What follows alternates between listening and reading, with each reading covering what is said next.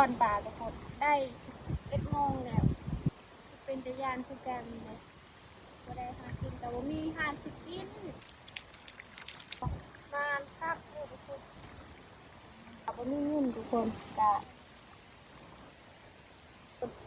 โคตรเหนื่อยทุกคนแต่ว่าเองไป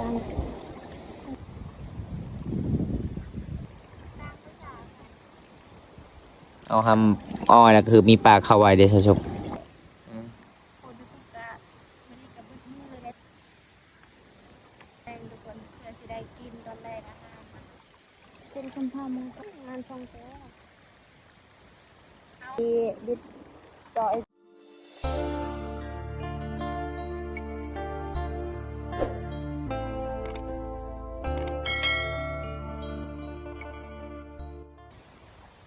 สบายดีเด้อ FC ทุกคนมื้อนี้ชาวสุกกะไปหาปลาทุกคนไปหากินไปใส่สนุงทุกคนไปซ้อนสนุงทุกคนหาปลาทุกคนมื้อนี้นะชาวสุกกะสิไปด้วยมือนี่สุดได้ทุกคนนี่ทุกคนปลานิ่นทุกคนลูกปลานิ่นชาวสุกได้ทุกคนพอได้กินแต่ว่าเขาสิไปผู้เดียวมื้อนี้ทุกคนไปด้วยมือเลยไปได้เบิ่งนำกันเลยได้บัด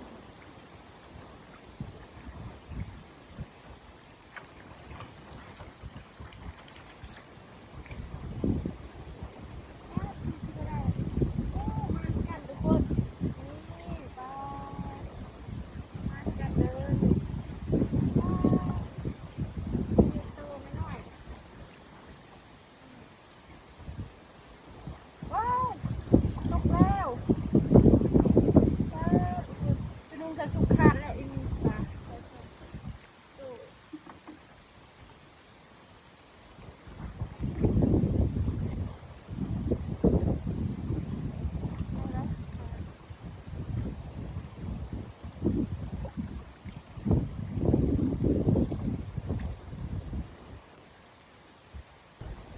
ตอนนี้สาวสุกกา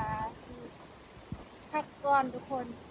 หลังจากประมาณ1 นาทีสาวสุกกาสิยกก่อนทุกคนแต่ว่าหากินแบบนี้มันก็เมื่อยทุกคนเมื่อยให้แต่ว่าบ่มีหากินต้องจำเป็นต้องไปหากินแบบนี้หากินแบบถ้าบ่มีคนที่หากินเฮาก็หากินเองทุกคนบางคนจะเอาสุดนุ่งบางคนจะเอาเบ็ดมาใส่ทุกคนบางคนจะเอามุ้งมาช้อนปลาทุกคนได้ไล่ทุกคนได้ไล่สุกๆเอาแต่สลิงเดือดค่ะก่อนแต่แกมาสุกๆไปมุกขึ้นอีกแล้วมันแบบนี้ตลอดทุกคนปกติสุกๆดาราปลาทุกคนแบบโบราณแต่ว่าตอนนี้ปลาไม่ได้แล้วเพราะว่าน้ำลายน้ำก็ขุ่นทุกคนตอนนี้สุขาเบิ่งดูว่าสิมา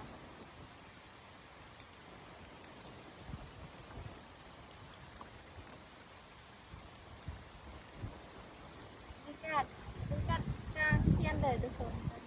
ประมาณ11 โมงแล้ว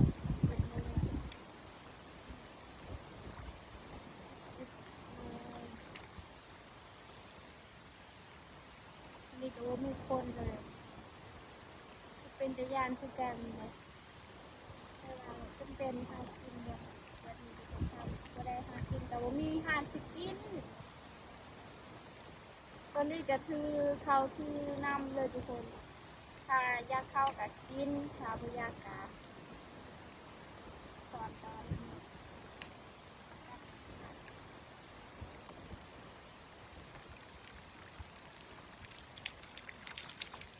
ว้าวมันโตเลยว้าวแล้ว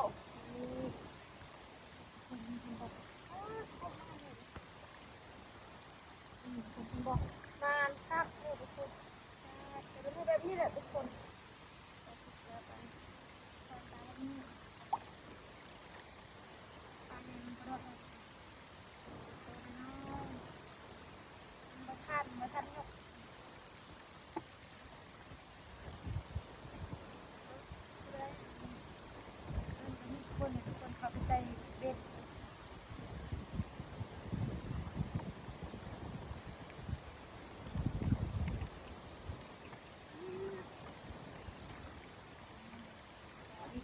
ที่มาเหนื่อยที่จะเอาไปยุกขึ้นอีก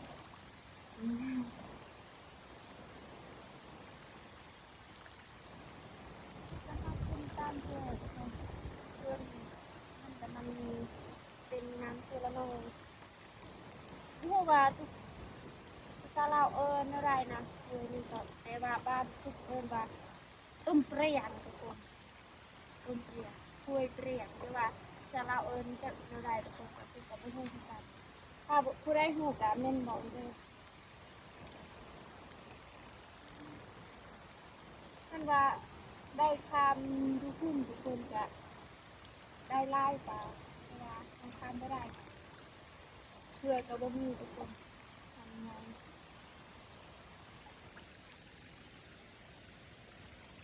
ท่านว่ามีมูกอะใครได้ทุกคนมาปากินแบบ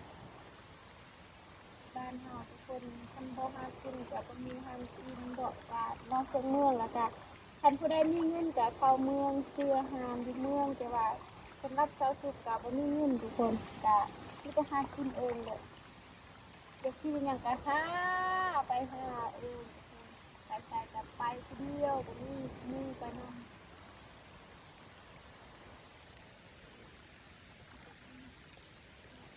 นานบ่ทุกคน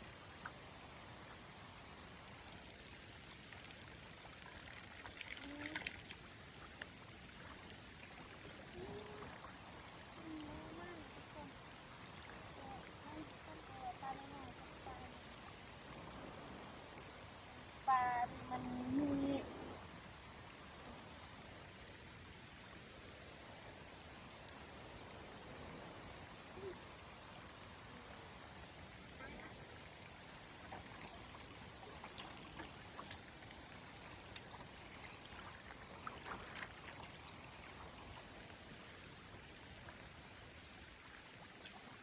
ชีวิตสาวสุขก็มีแต่แบบนี้แหละทุกคนแบบเฮากินแบบนี้ก็ง่ายที่กันเลยเฮาอยู่คนเดียวแต่มันก็เมื่อยเวลาเฮาลุกขึ้นทุกคนเวลาเฮาลุกขึ้นนะมือน่ะมันก็เมื่อยทุกคนโคตรเมื่อยทุกคนแต่ว่าที่เฮากินไปนะมันก็ทุกคนก็ถามว่าเป็นย่างสาวสุขคือบ่ได้ลาป่าลาบ่ได้ทุกคนเบิ่งน้ำน่ะมันลายจักสิบ่ได้ คนก็อยากเบิ่งสาวสุกอาบน้ำทุกคนแต่ว่าสาวสุกบ่ได้อาบน้ำเพราะว่าน้ำนี่มันคันไม่ดีมันเสียมามันมันเป็นตุ่มๆสาวสุกบ่ได้อาบเลยทุกคนอาบแต่น้ำมาได้แต่ว่าสองมื้อเลยสาวสุกอดน้ำเลยFC สิมากบ่ทุกคน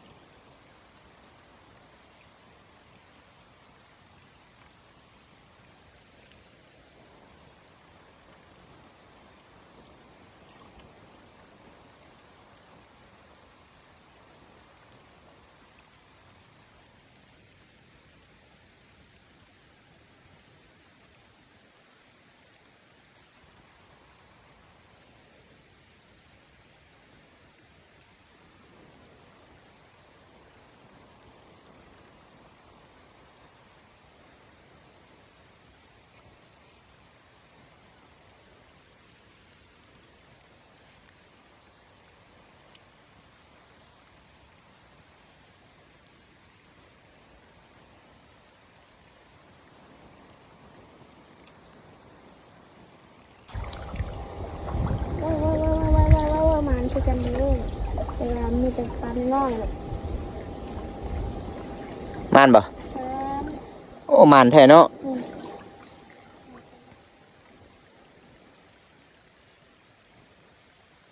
สาวสุกมื้อนี้มี2ชุดได้เพิ่นหาปลาแม่นธรรมดาแต่เพิ่นเด้ตอนตาก็เบิ่งน้องไปหาลาปลาก่อน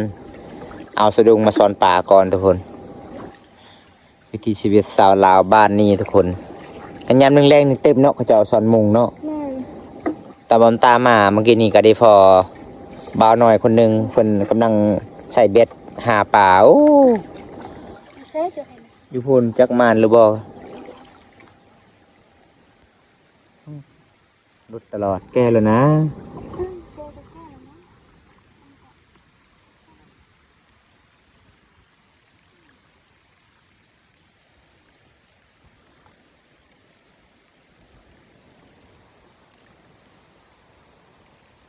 พอประมาณแล้วจะใส่ชุดอันนี้ไปหาปลา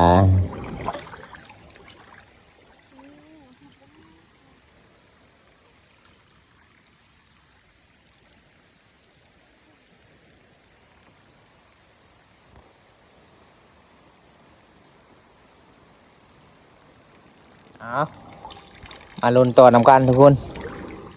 เป็นจะได้ผลงานชาสุกวันนี้ ประมาณนี้ประมาณเลย มีแต่ปลาน้อยๆผู้เห็นบ่ถึกนะผู้ตกแล้ว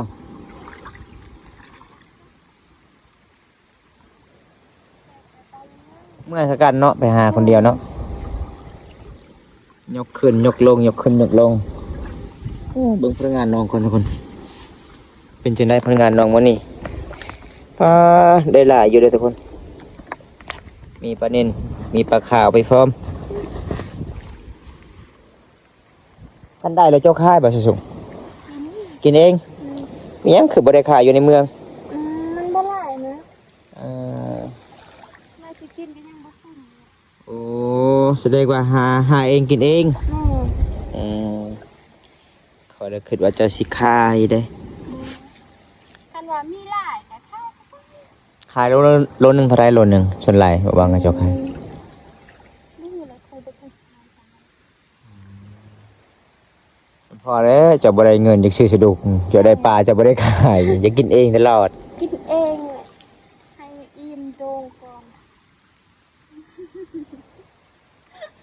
ให้กินแล้วให้ใหญ่ๆตัวใหญ่ๆนะ อันใดพวยไว้ อืม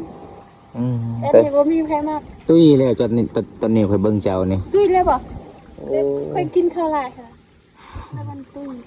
สาวเท่าข้างบาทอายุ25ปีแล้วเขาบอก แต่ก็5 ปีแล้ว 25ปี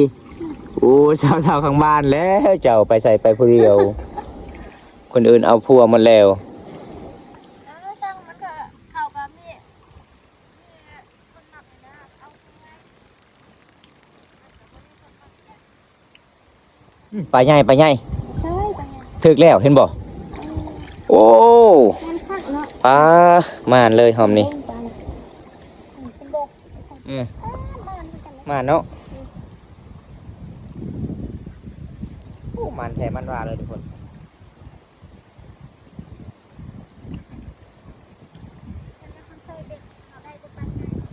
ตอนแรงจักโมงจะเมื่อตอนแรง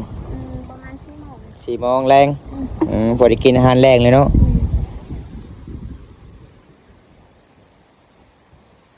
ปลายังขาวๆนะ ใช่ มันมีน้ำมีเกล็ดลาย สุกๆก็บ่มีสละอ่อน แซ่บบ่ แซ่บกันเป็นน้ำหนึ่ง ปลาแก้ว ตะแก้ว ปลาแก้วเพิ่นอันนี้ แต่ว่าจะเอิ้นว่าอากาศด่าง แมงด่าง แม่ แมงแลมอีกทุกคนเลย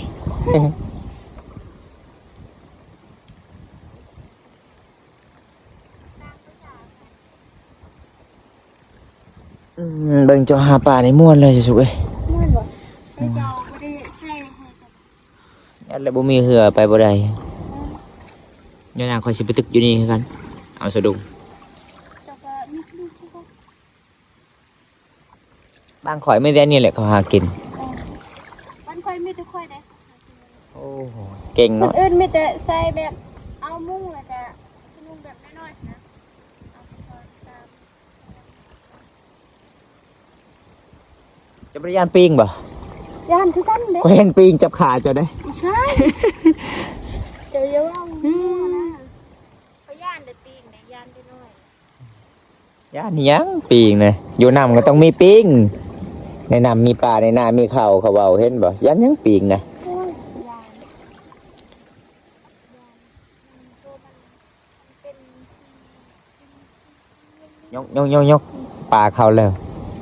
เจ้าบ่เอาหำอ้อยไว้แล้วก็มีปลาเข้าไว้ คอยลืมแล้วนะปกติเอาให้เอาหำอ้อยแล้วก็คือมีปลาเข้าไว้เด้อชมนี่เห็นบ่โอ้ส่วนลายปลาแก้วลายเนาะปลาแก้วนี่เข้าลาย ตอนหนึ่งก็ได้หลายเลยค่ะ เออ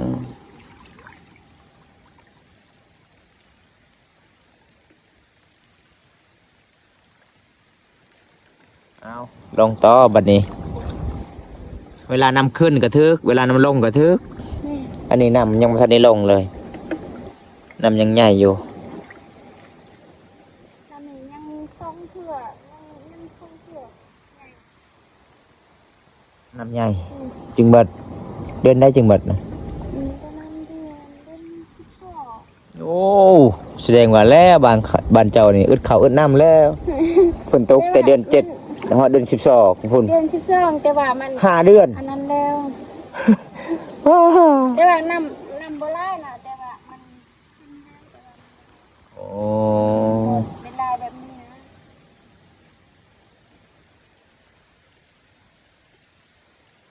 ประมาณเดือน3เดือน4แต่มันน้ำแห้งเนี่ย เอายกอีกเป็นจะได้ผลงานรอบนี้เขาจะเบิ่งแห่งม่านคักขนาดเลย ไปอนุโลมก่อน ป้าทุกคน แก้วเนาะ คือพ่อแก้วลายเลยพี่น้อง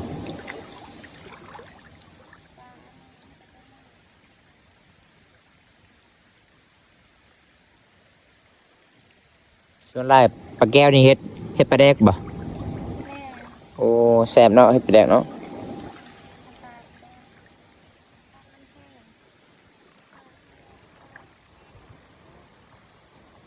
กินแบบนี้กินบ่ได้นะ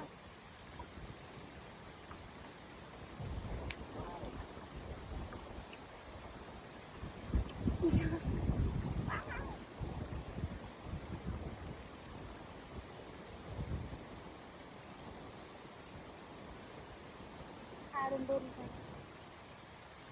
เอาทาประมาณ10อันกะ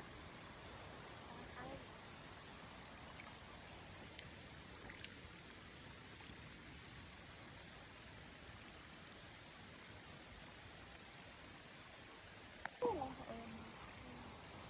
ทุกคนยามนี้แบบมักเบื่อก็วิดเดียวทุกคนเลยแต่ว่าเขาสิอยากกินเบื่อเวลาเขากินส้มก็ส้มการส้มที่อันนี้สะดุกโซซิจุ๊บนั่นไงเขาเอิญนะโซซิเอิญสะดุกตลอดนะแต่ว่าปกติคนอื่นเอิญนะสะลุกทุกคนสะลุกสะลุกสะลุก สลุกมันเป็นสลุกอืม สะลุก สลุกสลุก สะลุก สลุกอืม สะดุ้ง ตัวดอเด็กดอดุก อุ้ง ภาษาบันเจ้าเอิ้นได้ภาษาบันเจ้า อะไร สลุกนี่ เขาเอิ้นนะสะลุก สลุก บางคนก็เอิ้นนะบางคนก็เอิ้นนะอะไรกัน สวน ชวน สะดวนสวน ชวนนะทุก เอ้า คน ยกเบิ่งเป็นยังไงหอมนี่ ชวนชวน มาแน่นอนหอมนี่ มันโอ้มัน บ่ฟาดเขาบอกว่ามาหนอมานนี่เห็นบ่ ต้องโตอีก อ้าตัวใหญ่เลยทุกคน มีแต่ปลาแก้วลาย เป็นลายปลาแบบนี้เนาะถือเนาะ อืม กุ้งนี่บ่ถือเลยกุ้งบ่ มันคือ ถือที่ปลาแบบนี้ทุกคน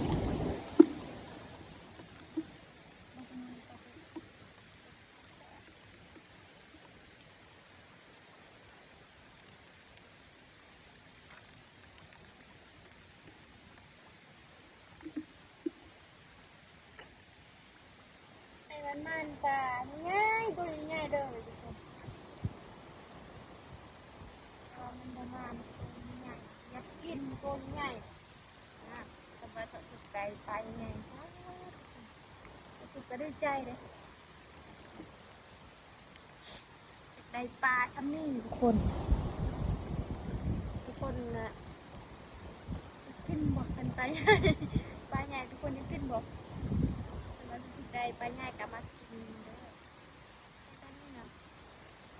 จะมานบอกทุกคนทุกจะมันนี่กับบึ้ดมือเลยเลยถ้ากินบึดบือเพราะว่าจู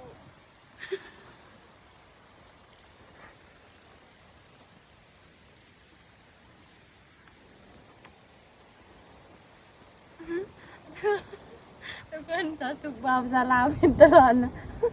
แต่แบบเคยเบาภาษามังกรนะพอกับเบาภาษาลาวมันก็เป็นตลอดนะจะจุกเบาแบบว่า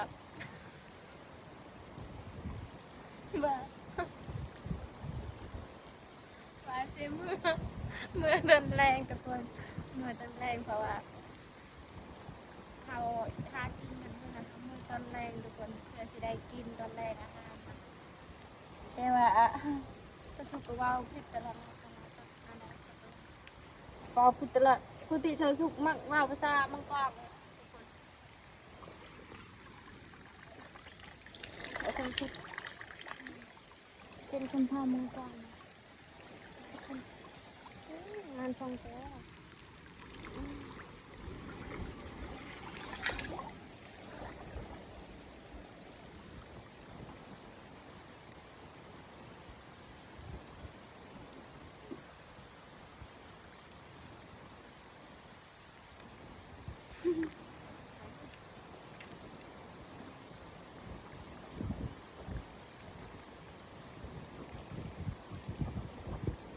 บังเอิญสิทุกคนไปรอบนี้มาสิมาลงไปไหนติดก็ได้ป้าใหญ่ทุกคนเดี๋ยวนี้มีแต่ปลาเที่ยว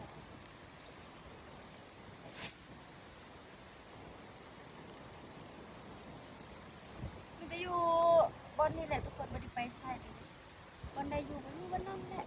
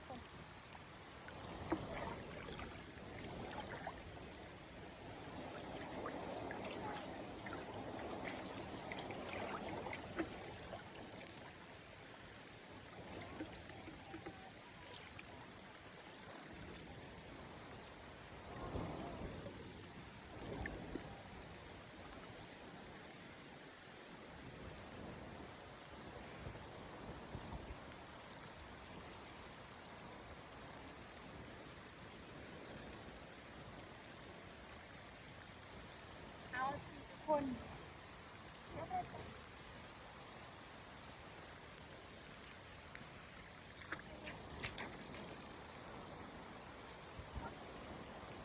นี่ทุกคน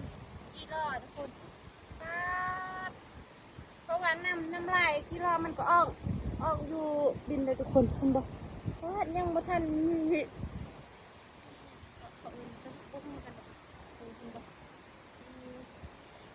คนพอได้เห็นคลิปนี้กะเอาคนคลิปนี้กะสุกะปิดสมีก่อนสุกะยังสิก่อนของมันสุกเพราะว่าเบ็ดสุกมันจะสุกเบิดแล้วสุกผู้ใดอยากผู้ใดอยากรับชมคลิปสาวสุกต่อไปกะนี่ทุกคนมาเบิ่งปลาตรงนี้คนงามสุกนี่พอได้กินอยู่ทุกคนสาวสุกะอย่างซีบิดต่อไอ้ทุกคนจริงๆที่หาต่อ